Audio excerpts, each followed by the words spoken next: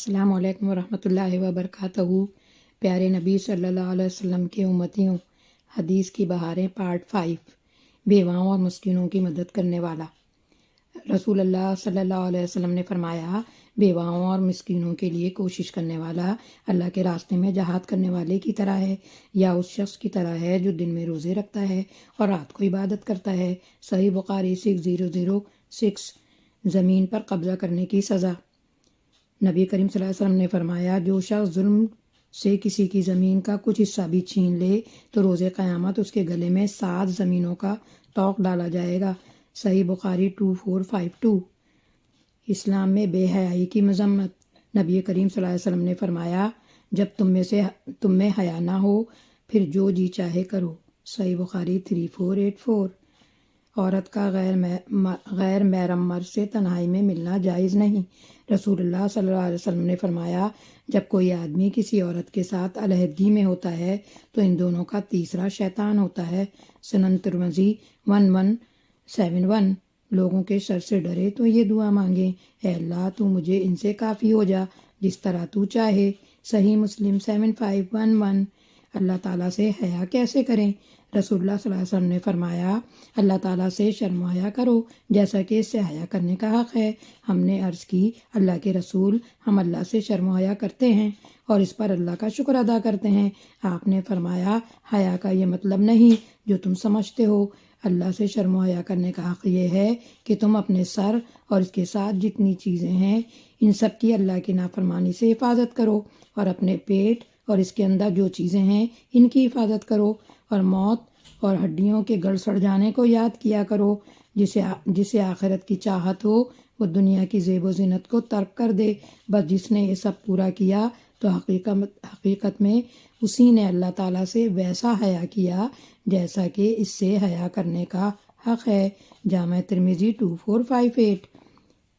نبی صلی اللہ علیہ وسلم نے فرمایا، جس شخص نے چوسر یعنی ڈائس کھیلی تو گویا اس نے اپنے ہاتھ کو خنزیر کے خون سے اور گوشت سے رنگ لیا۔ صحیح مسلم 5896۔ یہ ایسے گناہ ہیں جنہیں آج گناہ سمجھا ہی نہیں جاتا اور اسے بہت معمولی سمجھ لیا گیا ہے۔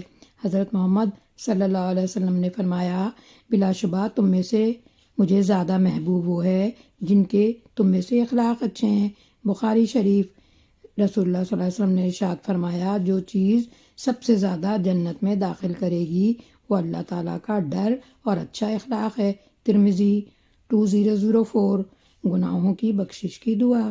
اے اللہ میرے سب گناہوں کو بخش دے، تھوڑے ہوں یا بہت، گزشتہ ہوں یا موجودہ، کھلے ہوں یا چھپے۔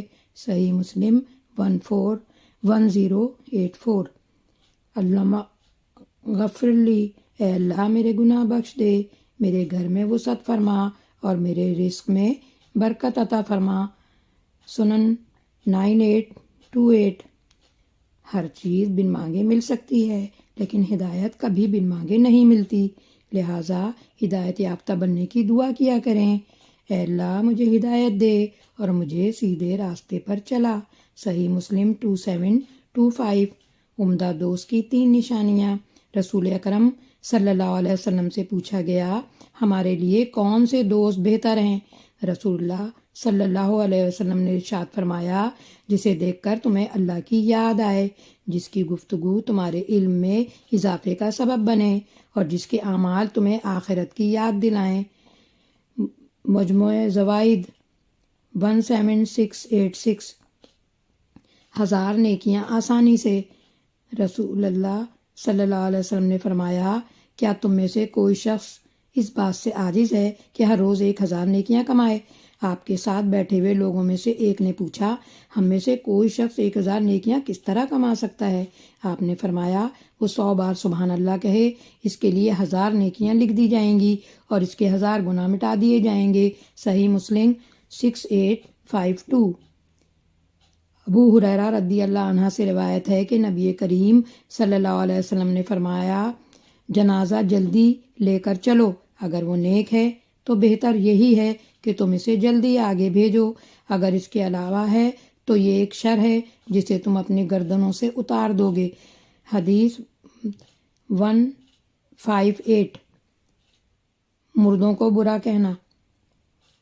نبی کریم صلی اللہ علیہ وسلم نے فرمایا مردوں کو برا بھلا نہ کہو کیونکہ انہوں نے جو کیا یقیناً وہ اس کا بدلہ پا چکے ہیں۔ یہ بھی کتاب الجنائز سے لی گئی ہے یہ حدیث۔ مسلمانوں کا رشتہ، پیارے نبی صلی اللہ علیہ وسلم نے فرمایا نفرت نہ کرو، حسد نہ کرو، ایک دوسرے سے پیٹ نہ پھیرو، تعلقات مت توڑو، اللہ کے بندوں آپس میں بھائی بھائی بن جاؤ۔ کسی مسلمان کے لیے 3 رات سے زیادہ اپنے بھائی کو چھوڑے رکھنا حلال نہیں۔ مسلم 2558۔ حسد، ابو ہریرہ سے روایت ہے کہ رسول اللہ صلی اللہ علیہ وسلم نے فرمایا آدمی کے دل میں ایمان اور حسد جمع نہیں ہو سکتے۔ رواہ اللسانی 3109۔ 5 وقت کے نمازی، رسول اللہ صلی اللہ علیہ وسلم نے فرمایا مجھے بتاؤ اگر تم میں کسی شخص کے کمرے کے گھر کے سامنے نہر ہو اور وہ ہر روز اس میں 5 مرتبہ غسل کرتا ہو تو کیا اس کے جسم پر کوئی میل باقی رہ جائے گا؟ صحابہ نے عرض کیا اس کے جسم پر کوئی میل باقی نہیں رہے گا۔ آپ صلی اللہ علیہ وسلم نے فرمایا یہی 5 نمازوں کی مثال ہے، اللہ ان کے ذریعے خطائیں مٹا دیتا ہے۔ صحیح بخاری 528، صحیح مسلم 667۔ جائے نماز سادہ رکھیں۔ ام المومنین سیدہ عائشہ رضی اللہ عنہا سے روایت ہے کہ رسول اللہ صلی اللہ علیہ وسلم نے ایک دھاری دار چادر میں نماز پڑھی اور پھر فرمایا کہ اس کے نقش و نگار نے مجھے غافل کر دیا، اسے لے جا کر واپس کر دو اور اس کے بجائے اس سے سادہ چادر مانگ لو۔ کسی ابو جہم نے انہیں دی تھی۔ صحیح مسلم، صحیح بخاری 752۔ صلی اللہ علیہ وسلم۔